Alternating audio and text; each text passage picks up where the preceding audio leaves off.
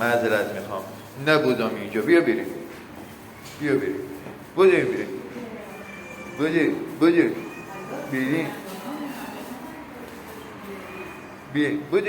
بریم بریم تا بهتون شام بدم.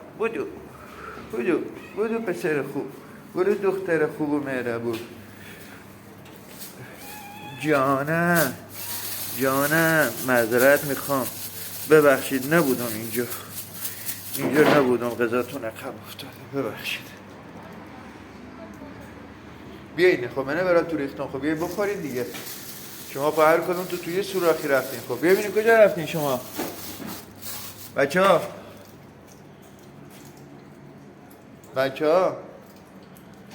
کجا رفتین شما؟